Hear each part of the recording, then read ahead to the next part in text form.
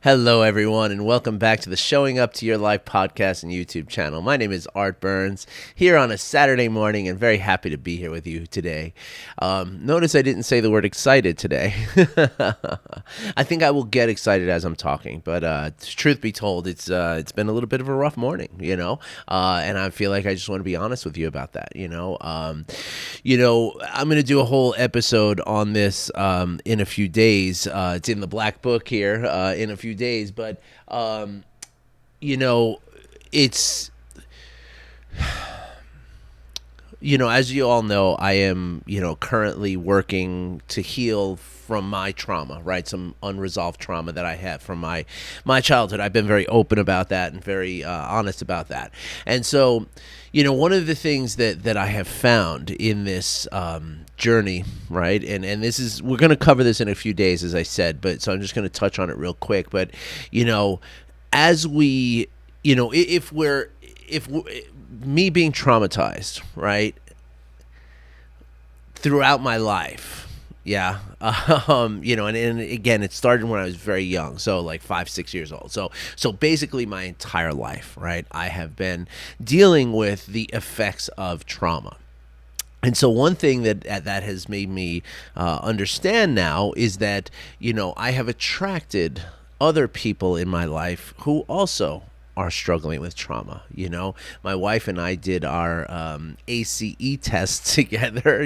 Most families play Scrabble. We do our adverse childhood experience test.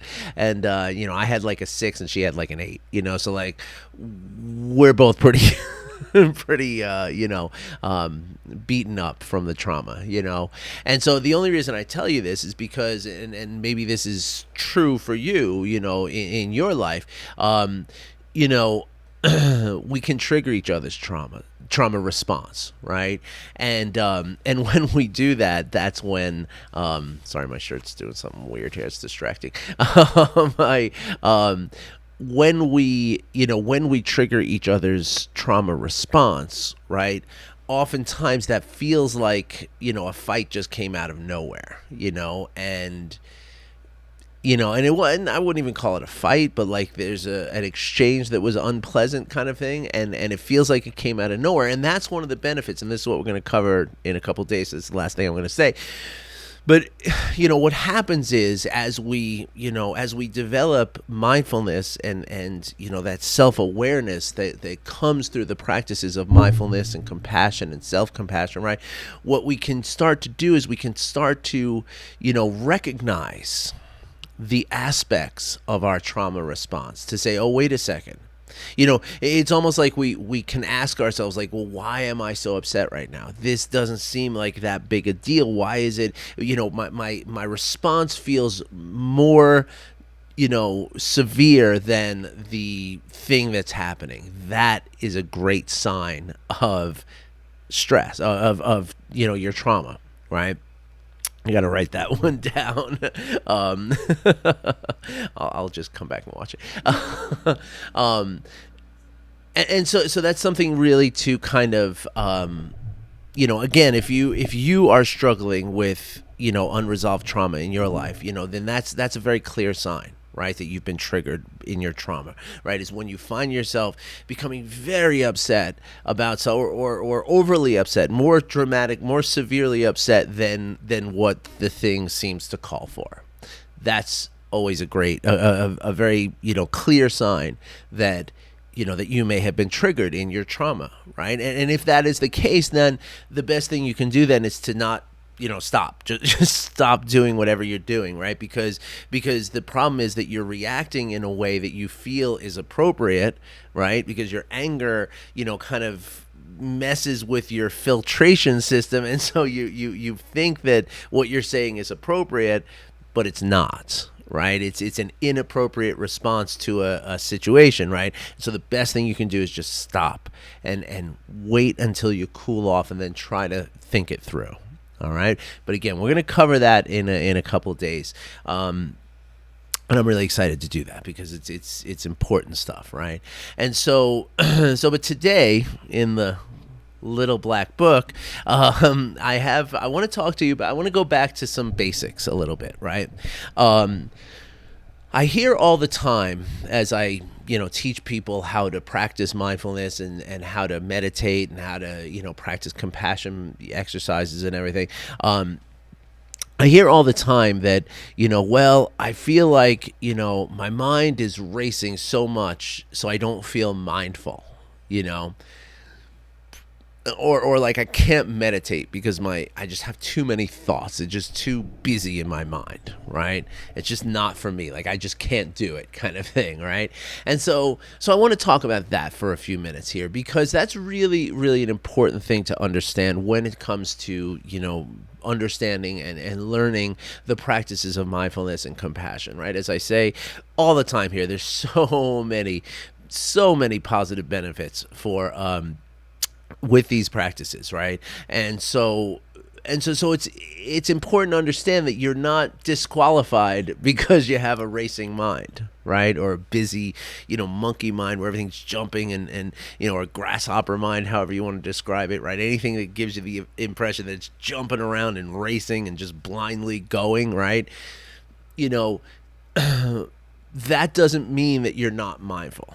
Right now, let me explain what I mean by that because this is really important to understand. Okay, our minds are gonna race sometimes, right? It's really outside of our control in a lot of ways, right? I mean, sure, as you practice mindfulness and you become more adept and more skilled in your practices, which only comes through the repetition of practice over weeks and months and years and everything else, right? And so when you get to that point of sort of expert level, right, then maybe you are able to kind of, sort of, you have a more, predominantly sort of calm mind. I'll give you that, right?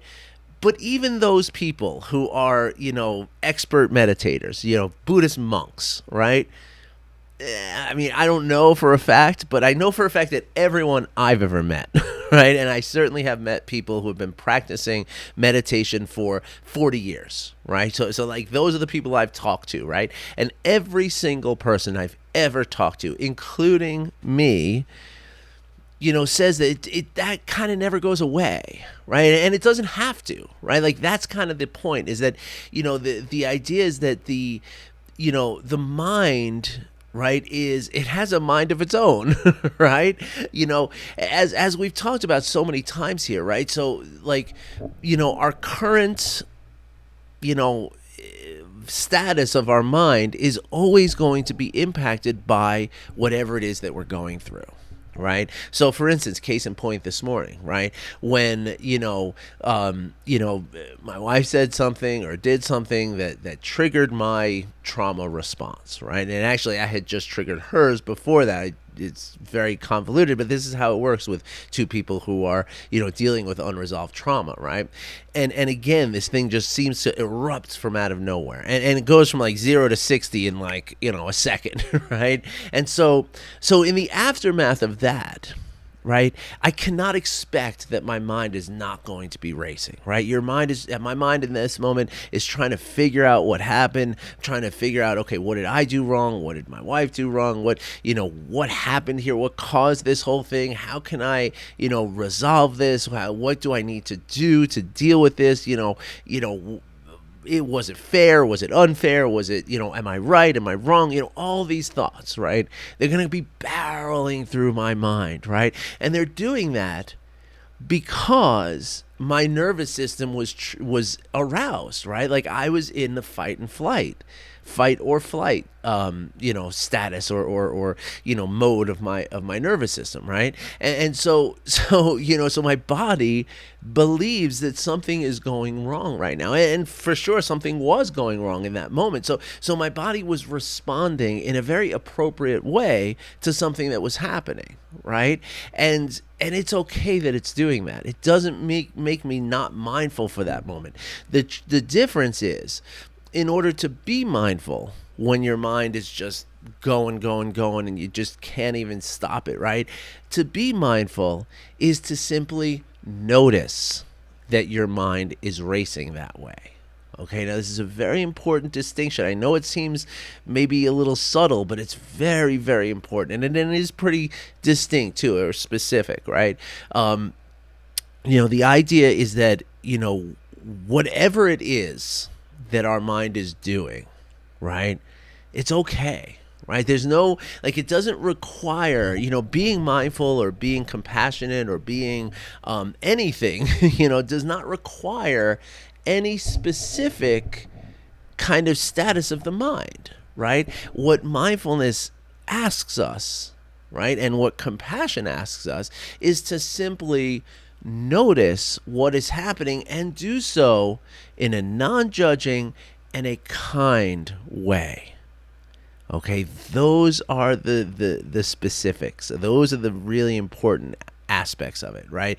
Like, if my mind is racing and I'm saying, oh my gosh, you are just the worst person ever because your mind is racing. Okay, in that moment, I am not practicing mindfulness. Okay, in that moment, I am way caught up in the hysteria of my mind, and I'm gonna be at that point when I'm just stuck in it.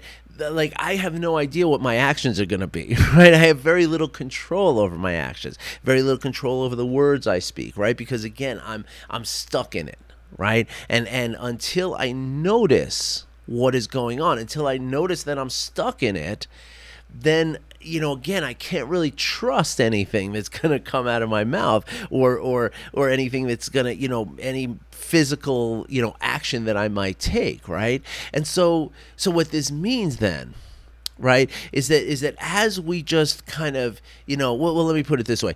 If I am mindful in this moment, which I was the entire time this morning, right, even when I was upset, and even when I was like triggered and feeling like, oh man, this is, like, wow, this feels, I'm feeling my anger right now, right? Like, even in that moment when I was feeling it, okay, I notice that I'm feeling it, right? And I can hold it in sort of a, when I say the word, like, when you get stuck in it, right? Like, when you're not noticing that you're angry and upset, and your mind's racing and everything's going haywire in your body, right? If you're not noticing that, I said before, you're stuck in it.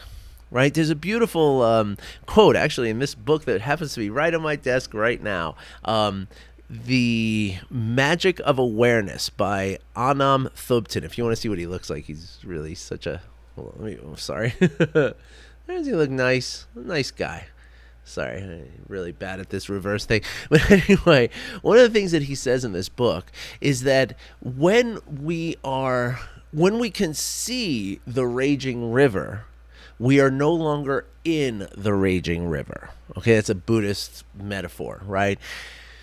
That's very important to understand, right? Because when I'm in that raging river, which means to be just swept up and caught up in the emotions and the mind racing and the mayhem that's happening in my mind, right? If I am swept up in it, well, then I am, just like being in a raging river, like, I'm going wherever the river's pushing me, right? Like, I have no control over it, right? All I'm going to do is try to find something to hang on to, like a log, and try and just hold my breath and hope that I make it out of the rapids, right? That's the only thing I can do at that point, right? Because I have no control, because I'm swept up in the raging river of my mind and my emotions and my, physical, tension that I'm feeling, right? And so the mind racing, the emotions and the physical sensations are not the problem, right? It's that I don't notice them, because as soon as I do notice them, what that allows me to do then is to, as I talk about here a lot, to disidentify with what's going on, including my own mind, right? Because you can, right? Your mind is not everything, right? Your mind is sort of, there's lots of definitions of the mind. There's no singular accepted definition, universal, that we know. And some of my teachers before have told me that if somebody does come up with a unified, singular definition of the mind, they'll win the Nobel Prize, right? But nobody as of yet has done that. And so the mind, in terms of what Dan Siegel would tell you, right? And this is who I kind of advocate and or subscribe to. He calls it just, and this speaks to what I've always thought of it is as a process, right? It's a the mind is a, well, I mean, he has a lot of different definitions, but basically it's a processing vehicle or instrument, if you will, right? It's a way in which we process what's going on. It's the way in which we process our consciousness, right? Or we process our experience through our consciousness. That's how I would put it. Okay. And so that doesn't mean that, it's unchangeable, or it doesn't mean that it's not, it doesn't mean that I have to identify with it either, because again, my mind is going to be impacted just like my body is impacted, just like my emotions are impacted, just like my brain is impacted by an adverse experience like an argument with my wife, right? Or being triggered. More specifically, it wasn't so much an argument as it was just we triggered each other, right? It was just we said two or three little words to each other, right? But that was enough, right, to trigger each other in our trauma response. And so from that moment, it's like boom, now we're and like amazing how quickly it happens. But again, getting back to the point, when I notice it, right, when I feel it, and it's just as easy as just sensing like, oh, wow, feel my body becoming tense right now. Feel the heat in my physical head here. Feel I can feel the blood coursing through my veins, right? I can feel my mind going 100 miles an hour right now. I can sense this emotional turmoil that's just erupting in me. Like if they took like a heat sensor photograph of me, my body would just be flaming red and yellow and like, right? And so noticing all that, right? As soon as I notice it, now I am at arm's length of it, right? Now I am no longer in the raging river. Now, the important thing to know about that is that now I can make a decision that says, okay, Art, you are in no condition right now to try to resolve this problem. You are in no condition to talk about it. You're in no condition to try to, again, work anything out, figure it out. You're just not in any condition for that, right? So now I have the ability to make the decision to say, just don't say anything, right? Just let it process, feel it. Maybe you want to go journal a little bit. Maybe you want to meditate. Maybe you want to just take a walk. Maybe you want to have something to eat, whatever it is, right? But do not talk about this. Do not confront this situation right now, because, and this is not always the right answer, but this morning it was, because we're both so triggered and hyper aroused. Nothing positive is going to come out of a conversation right now, right? In all likelihood, we're just going to push ourselves further and further and further down that road of hostility and conflict and anger. And then along that road, things get said and bells get rung that can't get unrung. Right. And so it's, it's that, the ability to harness that power, right, comes exclusively and specifically from my ability to notice my wandering, my racing mind. It's not wandering. It's not like, just no, it's like, like guys on motorcycles, like ninja bikes, like that's how my mind felt this morning, right? Just as fast as it could possibly be going, right? And so again, the big takeaway here is, again, a lot of times we might find, whether you've been triggered in your trauma response or not, you might find yourself, you will find yourself at some points, no matter where you are in your practice, unless again you're like at more than 40 years, right? Which if you've been listening to this podcast, it's probably not the case, and so maybe it is. I don't know, but the point is though that as you're on this journey of learning mindfulness and practicing it and kind of developing the skills, right?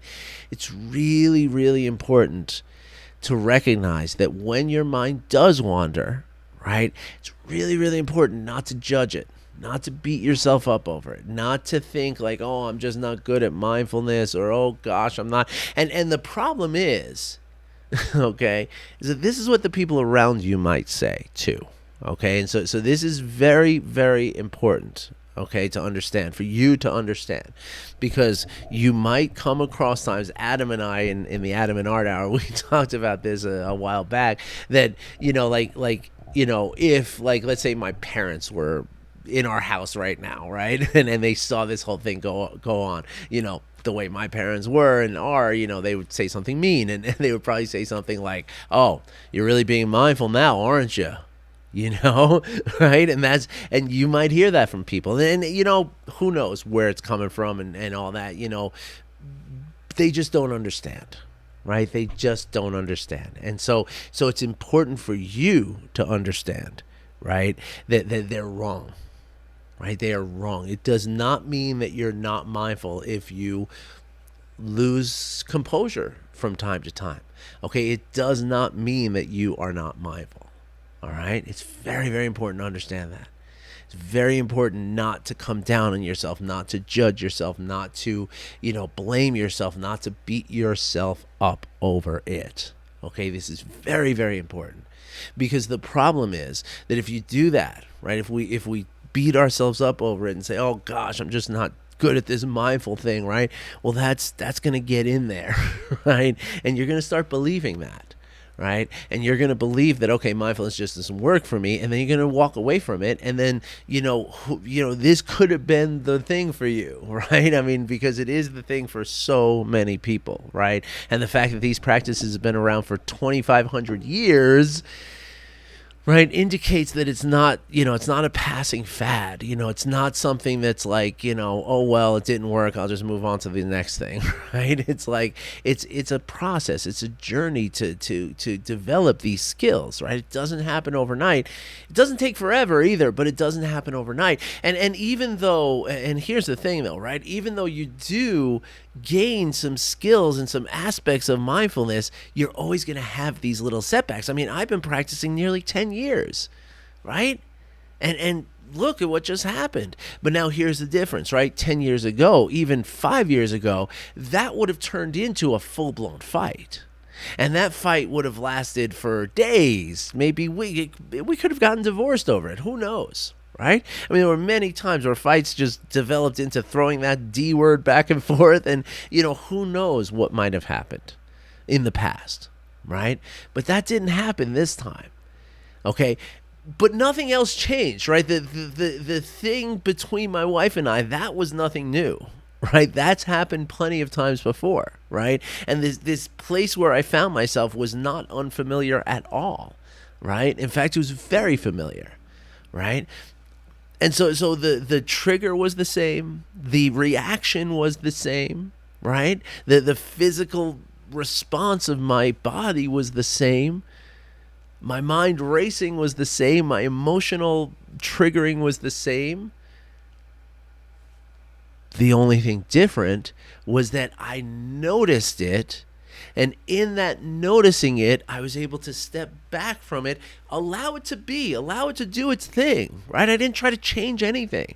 I allowed it to just process itself. And, I feel a lot better now, especially after talking to you. Thank you.